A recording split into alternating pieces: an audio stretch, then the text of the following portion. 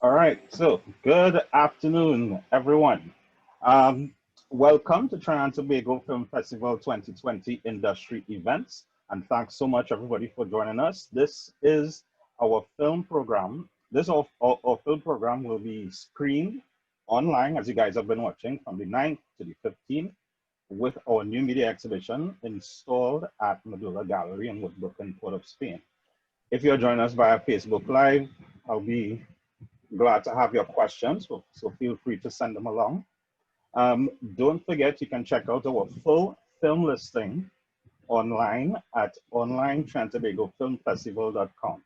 And we'd like to thank our sponsors and partners for Trinidad and Tobago Film Festival 20, with leading sponsorship by the Ministry of Tourism, Culture and the Arts. And we have contributing sponsorship by Republic Bank Limited, with Shell Trinidad and Tobago Limited sponsoring our online industry events. So today's a good day because we have two great directors who did some wonderful films out of Trinidad and Tobago. And I'm glad here to be talking to both of you guys. We have Mr. Jared Prima, who did A Larger Blessed Curse. And we also have Mr. Joel Moss, who is responsible for Code Red. So I'd just like to get right into it. I guess I'll start with Jared, right? You mentioned that you have an interest in bringing folklore to the fore in terms of filmmaking and so forth. Where did that interest start from for you? All right, so hi everyone, and before I jump right in, let me just introduce who's also with us, my producer from the States, Millicent Jonnie. She's Hello. my sister in crime. And I say sister because I came to the United States. I came to Florida State University where I got my master's, and I've been talking about folklore, and there's one person who's actually been listening to everything I've been saying, and she understands intimately what I want to do with folklore and with Caribbean work, and that's Millicent. So she's been really instrumental in bringing this film together for me.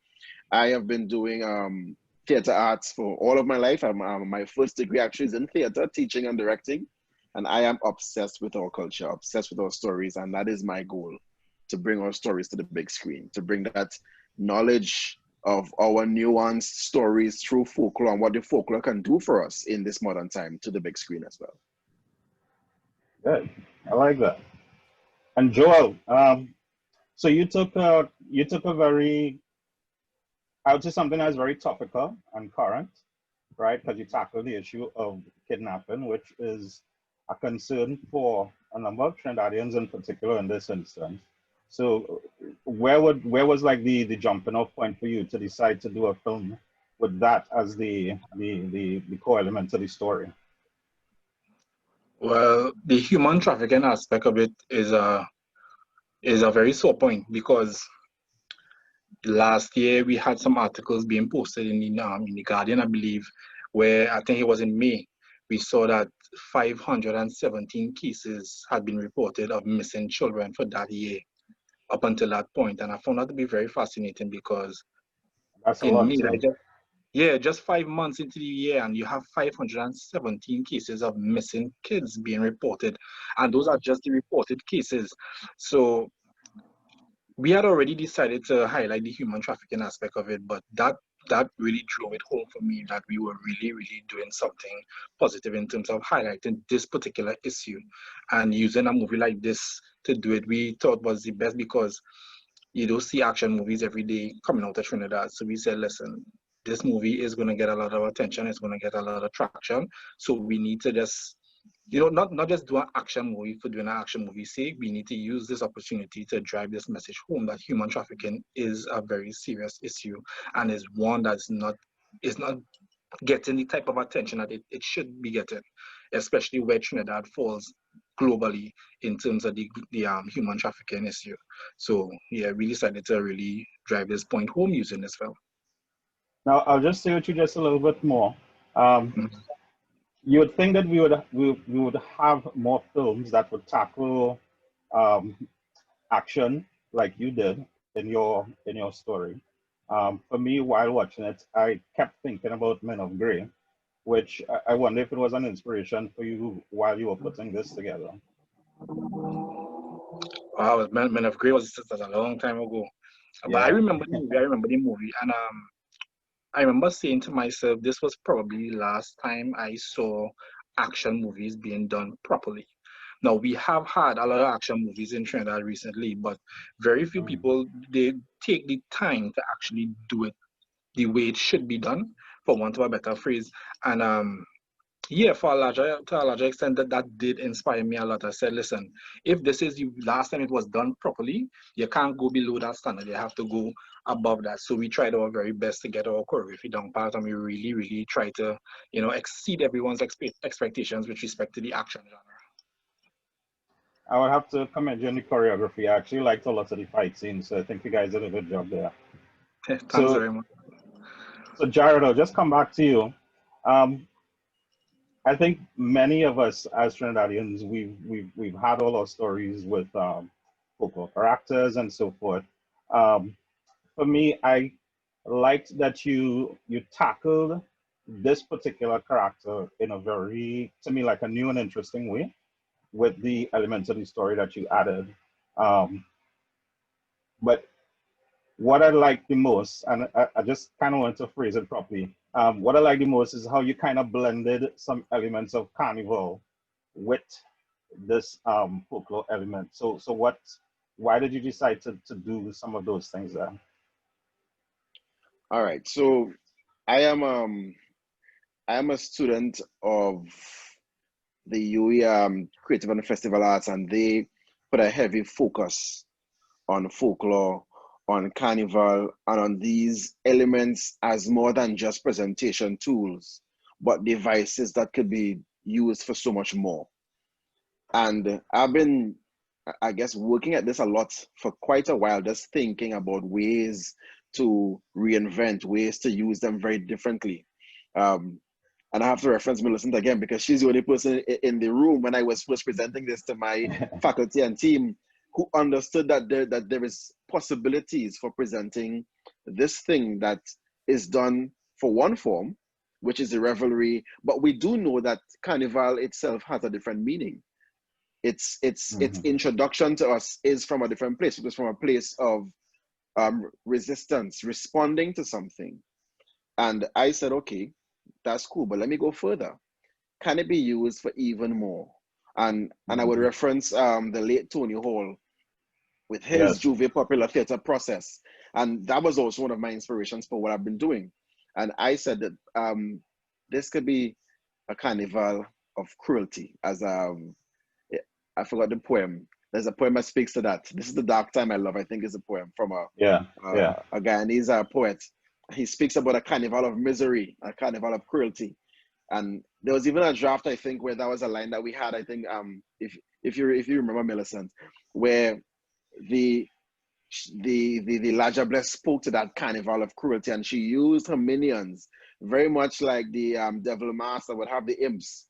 The blue devils came around her and they functioned as her extended arms to exact her revenge. And I'm just looking for so many ways of doing things like that. I even have a feature-length film I wrote 2 years ago about the Midnight Robber, and that's also taking a different spin on it as well. So this is kind of my jam. That's what I like to do. Can I So offer are we? Sorry, go ahead, Melissa. kind of an offer? Yeah, just one of the things that Jared and I talked about early on in the process is how do you speak to one audience and many audiences at the same time? Myself, I grew up in Louisiana where carnival is such a huge part of the way that we interact, engage, we teach morals, we teach lessons, we understand seasonal ways of being. And so we wanted to make sure that we were speaking to those audiences that, one, from a Caribbean and African people point of view and perspective, understood the nuances and the textures of what comes from when you grow up around carnival and you grow up in a culture where there's double meaning in everything. And then also too, those folks that are just interested in it for the form of entertainment, the form that you can, just celebrate life and celebrate seasonal changes as you undergo uncertainty, because we know that carnival was a means of survival for many, many years, especially amongst African people. And so we were just looking at, the many different ways that you can include double meaning, double consciousness existing within certain forms that have its own history and lineage rooted in fighting and battling oppression. I think those are very important topics to tackle. I just wanted to ask you, Millicent, just if you could expand just a little bit more on your contributions to the film, like what some of these specific things that you added. Absolutely. I'm the producer of the film. So I went into helping Jared and the ATL, the creative team, develop the writing, develop the visual ideas and understandings of, the type of world that we wanted to build to really give the Laja Bless character some weight and to give the main character Arthur some weight.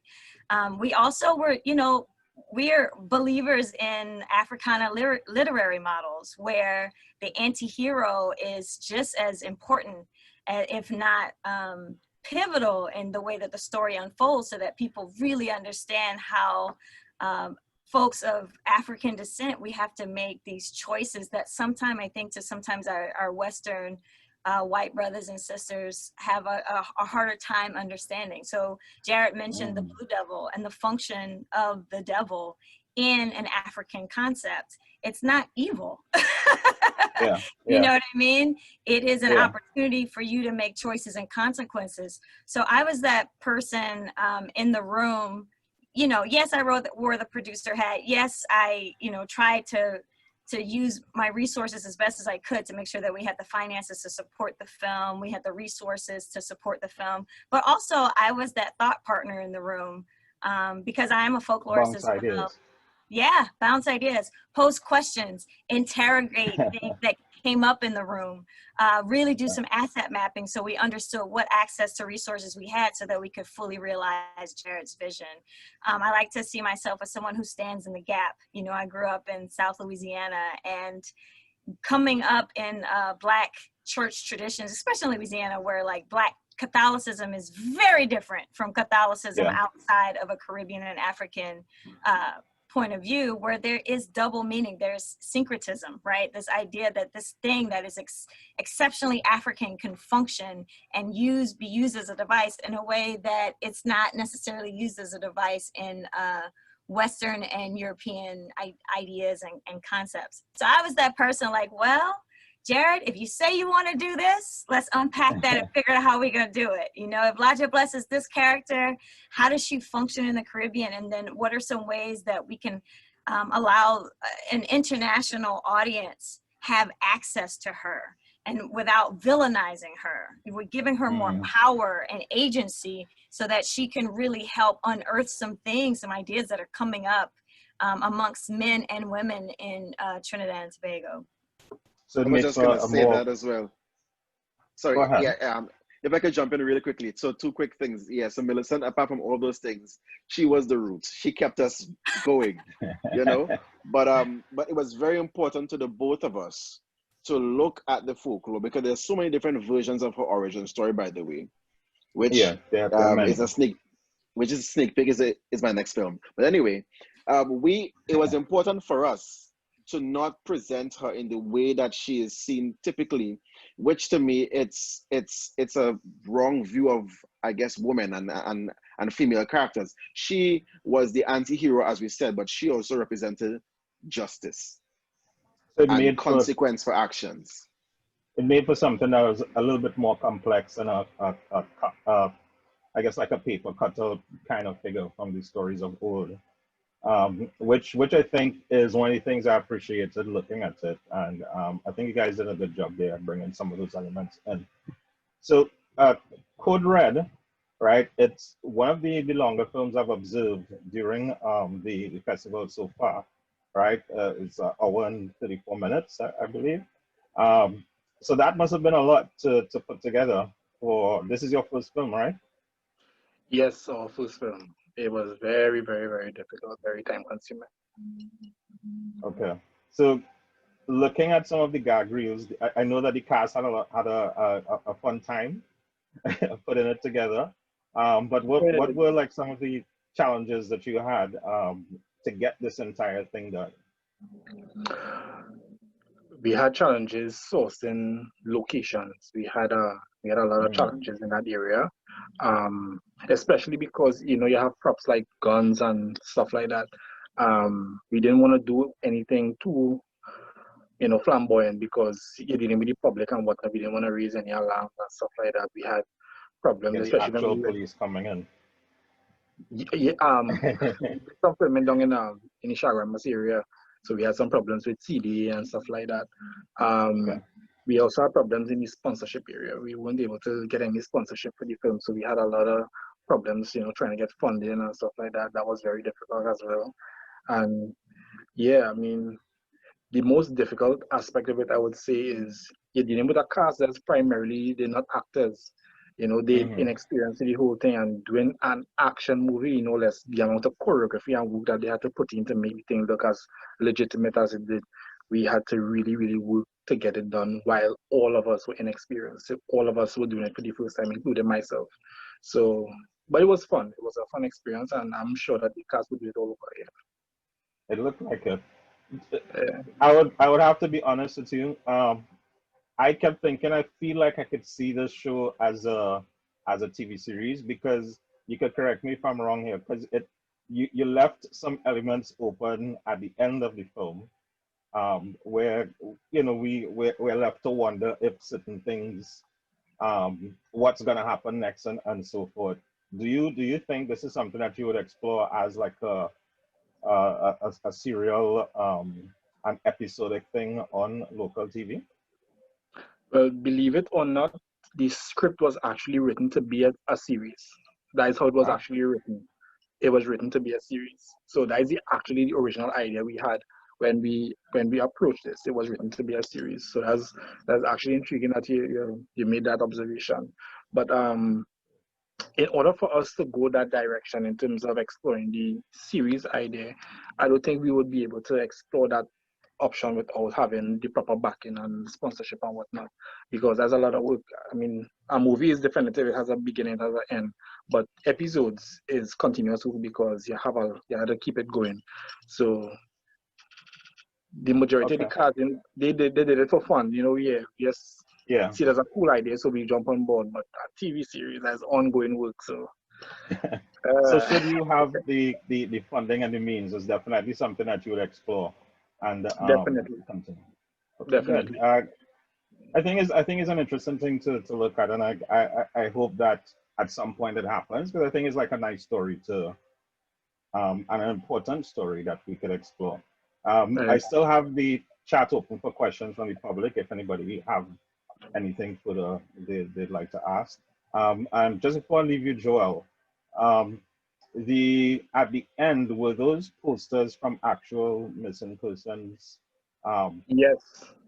Yes, we got those pictures from Missing Persons TT, the Facebook page, and we went through the pictures, because when they post the pictures, sometimes later on they post that the person may have been found and stuff like that. So we had to make sure not to, repeat any of those. But those were actual missing people. Those are actual missing persons. Okay. Yeah.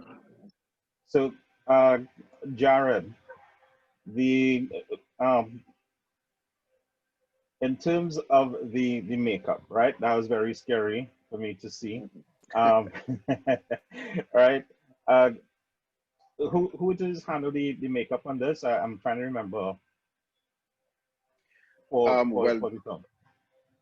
Well, for our film, we actually recruited a very young, self-taught student of FSU as well. Her name is Sam Bodie, and I want to say that she is a white student. And the reason I want to say that is because she was extremely intrigued and appreciative of the culture and the experience. And I felt really comforted by that, because people like her who really leaned into it gave me more credence and gave me a sense that this work could really be appreciated by other audiences who may not be used to it. They were like, she would just ask me, tell me more about the story, tell me more about the folklore. And then when she got an idea, it's like, okay, cool, okay, let me see what I can do. And she came, she did her best.